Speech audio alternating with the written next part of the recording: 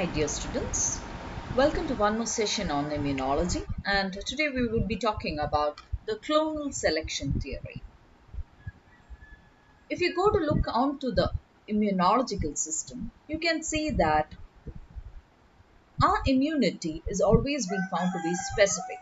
That is, we provide specific antibodies as well as specific cell-mediated immunity against specific antigens.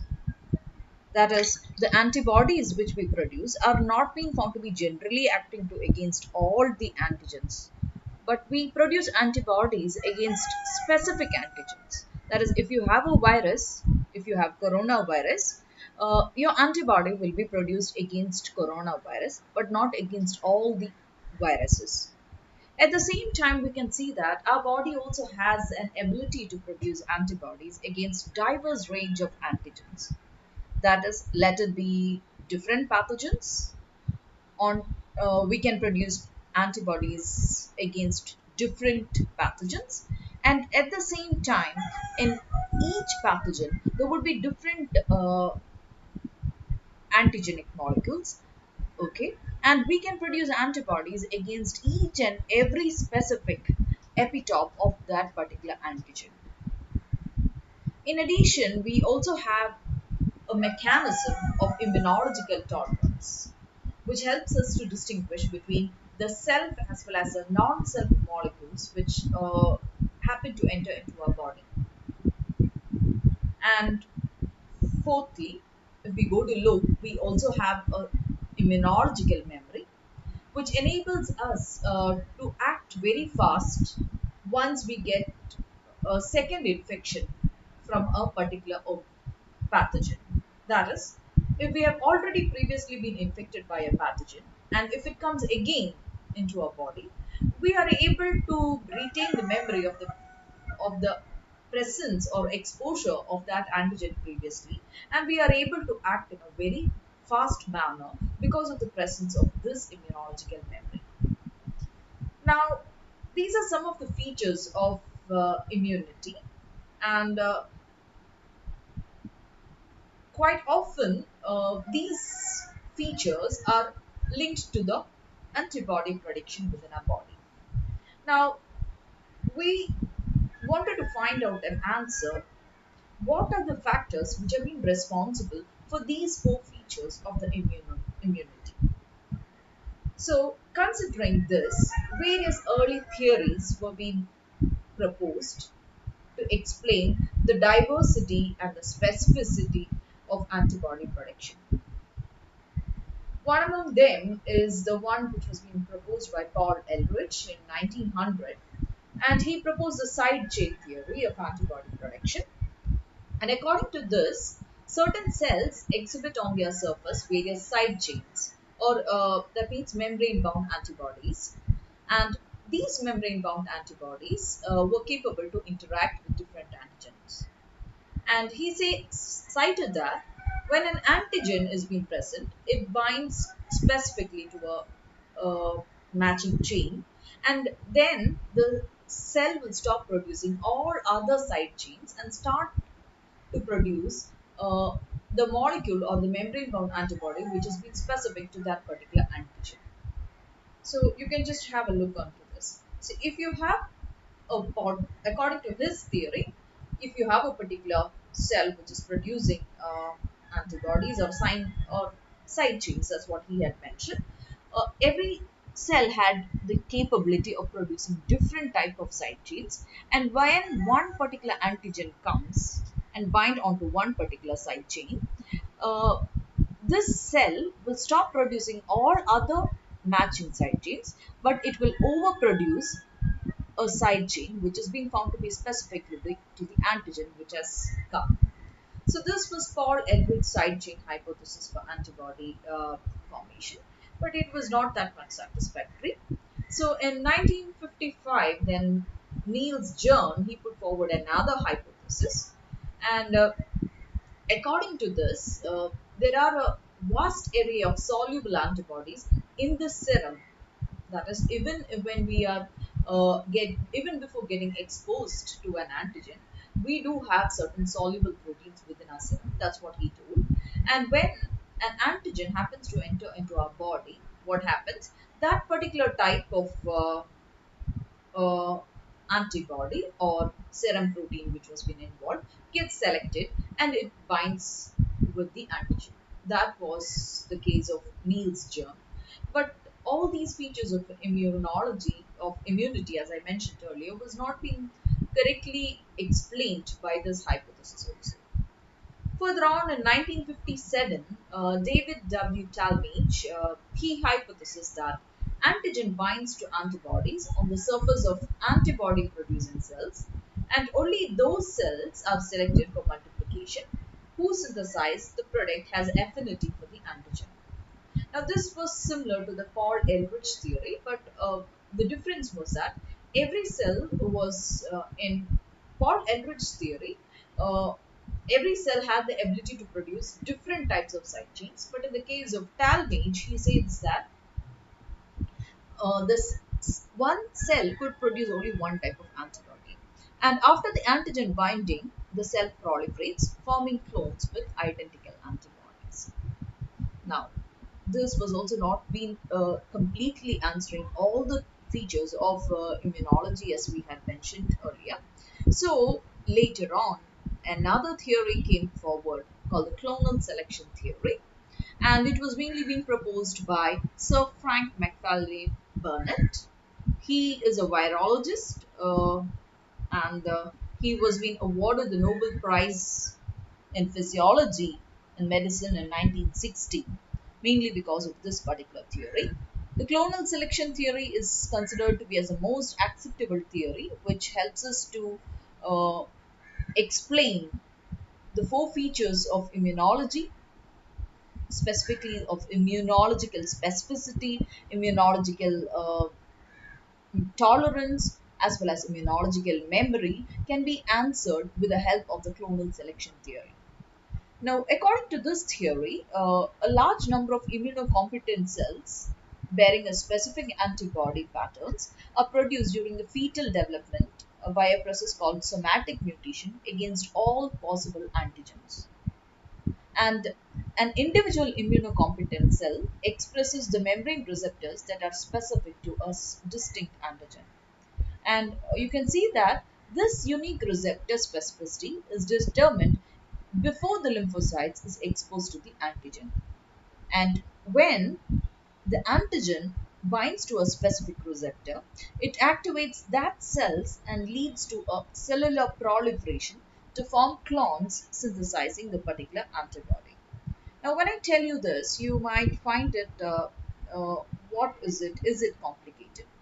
So just have a look at this. According to the clonal selection theory, even before the fetal development, that is, even during the fetal development, even before exposure to the antigen is happening, uh, the embryonic stem cells will get differentiated and it becomes destined to produce membrane bound antibodies specific to different antigens. And when a particular antigenic determinant comes, what happens? Only that it comes and binds when an antigen, sorry, when an antigen comes, it comes and binds only onto one particular cell with which it is matching. And what happens? The B cells which are matching to this antigen or that clone of B cells, oh yeah, that B cell is what prompted to produce large number of clones, or it is getting selected and large number of clones of that particular B cell, which is specific to the B and to the antigen which has come right then, gets active. It undergoes cell division to form different clones, and that cell will produce large number of clones, and further on it will differentiate into two different type of cells called the plasma cells and the memory cells. The plasma cells will produce the antibodies, whereas the memory cells will retain the what? The memory, or it will retain the memory of the exposure of that particular antigen. So just have a look at this. So when you have a lymphocyte stem cell, before exposure to the antigen itself, the lymphocyte stem cell will undergo differentiation to form different types of lymphocytes which are having specificity for different what receptors or antigenic receptors. So you will be having different B lymphocytes, or not B lymphocytes, different lymphocytes will be formed which are specific for different antigenic determinants. And this has mainly been possible because the embryonic stem cell itself will undergo what? The lymphocyte stem cell will undergo various genetic mutations or genetic rearrangements at the V, D, and the J segments, which are responsible for the formation of antibodies, and different combinations of antibodies or different types of receptors, antigenic receptors, will be formed on different lymphocytes. So that is a first case of or the first feature of uh, what the clonal selection, not clonal selection, of the clonal selection theory, which enables a particular cell to produce what a wide range of lymphocytes which are having specificity for different antigenic receptors. And second feature that we note is that, again, if some lymphocytes do have any specificity for the self antigens of the body, those clones of cells which are being bearing receptors specific to our cell, they will be eliminated. That is also a concept of the clonal selection theory. So all those clones which are non-self will be allowed to grow, but all those lymphocytes which are producing receptors against the self antigens will be eliminated. Okay, so I'll just so we have the process of cell differentiation, and during the cell differentiation, random rearrangements of the various genes like the V, D, and the J genes will code for cell surface protein receptors, as I have mentioned over here. And as a result, a large array of genetically distinct cells called the clones. And these are all clones. Each clone will bear a different receptor that are specific to react with only a single type of a foreign antigen, or a foreign molecule or a foreign antigen is being formed. And later on, if those clones which are having antigens specific towards the self molecules, they are being removed or eliminated, and we get the property of immunological tolerance.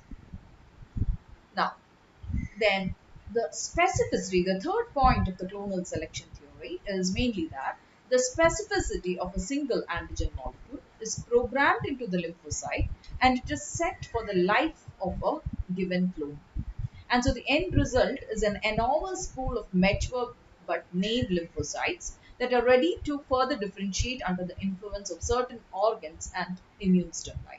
So in every every lymphocyte which you consider over here, it has already been programmed that it will interact with only one particular antigenic molecule or antigenic determinant. So these all things happen even before the antigen exposure happens. That is, in the primary lymphoid organs, it has already been set that you can produce antibodies against the mechanism, or you can produce different antibodies against different antigens, and the self and non-self tolerance is being, or the immunological tolerance is maintained over there, and at the same time, the specificity is being maintained, is programmed in the lymphocyte until the life of that particular clone. Now, this was an antigen independent phase at which we could explain some of the features of uh, immunology, immunological tolerance and all that. Now, once the cells gets exposed to the antigens within the secondary lymphoid organs, what happens? Those clones of cells which are being found to be specific for the particular antigen alone, those clones of lymphocytes will be getting what? They get activated and they proliferate. So the lymphocytes come to populate the in the lymphatic organs, and where they will finally encounter the antigens. And those antigens will mainly serve as a stimulus for the lymphocytes, and only those clone of lymphocytes which are similar or complementary, which can bind to the antigen which has entered, they will get activated and the immune function will be regulated. And so the entry of a specific antigen selects only the lymphocyte clone or clones that carry the matching surface receptors. And this will trigger a primary immune response, which will vary according to the type of the lymphocyte which is being involved. Now, you can think that it's not only the B lymphocyte which is mainly been undergoing clonal selection, because the T lymphocyte also can undergo clonal selection theory, can also undergo clonal selection. If a B lymphocyte is undergoing clonal selection, what happens? The immune response will be mainly be antibody mediated, and if a T lymphocyte is undergoing clonal selection, that means that what? It is the cell mediated immunity which is being involved over here. Now, what is the importance of this clonal selection? So, clonal selection, it provides a framework for understanding the specificity as well as a self non-self recognition that is a characteristic of adaptive immunity. And the specificity is shown because only lymphocytes whose receptors are specific for a given epitope on an antigen will be clonally expanded or thus mobilized for the immune response. And the self non-self discrimination is accomplished by the elimination during development of lymphocytes bearing self-reactive receptors, or by functional suppression of those cells in the adults. Now, if you go to consider the clonal selection, we also need to explain the feature of secondary immune response using the clonal selection theory. So, when you go to consider the first exposure, you get a primary immune response. That is, when you get a first exposure, what happens? The immunocompetent lymphocyte, which has been specific to a particular antigen, will induce a primary response. Okay, and what happens? You have a level of antibody production, and further on, when you get a second exposure towards the antigen after a long period of time, what happens? You get a higher level of immune antibody production that is referred to as a secondary immune response, and it is the memory cells which helps us to develop this particular secondary immune response. You can just have a look at the different types of immune response. So this is a case of the primary response, and this is a secondary response. So if you have an antigen A which you're getting exposed, you can have a time, you can have a lag period over here where you are not producing large amount of antibodies, and so that's because your B cells are getting just you're getting activated, and they're just producing some what they need to get activated to produce the antibodies against that particular antigen. So some time of lag would be there, so that that particular clone of cells get activated. So that is a first exposure response called the primary antibody response. And further on, later on, when you get a second exposure to the particular antigen, what happens? Your lag time will be found to be less, mainly because you already have a exposure and you have a memory of the prior exposure to the antigen, and as a result, the lag period which is being needed for the secondary immune response for A will be found to be negligible, or it will be reduced. And the secondary response is mainly reflects the activity of the clonally expanded population of the memory B cells. So the memory B cells are here getting activated. Only those, when you get the second exposure to the antigen, what happens? The clones of the memory B cells gets activated. So in a primary response as well as in a secondary immune response, you have the clonal selection to happen. And when the clonal selection happens in the secondary immune response, you get 100 to 1000 times fold better antibody level protection. So I guess you understood what is the process of clonal selection. And thing what I would like to mention is that clonal selection is not exclusively for the B lymphocytes alone, but that could also be carried out in the T lymphocytes also. And in the cell-mediated branch of immune response, it is the recognition of the antigen MHC complex by specific mature T lymphocytes, which will induce the clonal proliferation into various T cells with effector function as well as into memory cells. So when the antigen comes, the mature T lymphocyte will interact with it, and only those T cells which are matching to it will differentiate and form T helper cells and the T cytotoxic T lymphocytes, and of course the memory T cells also will be found. So I guess you got a better idea of the clonal selection theory. With this we end. Thank you for now.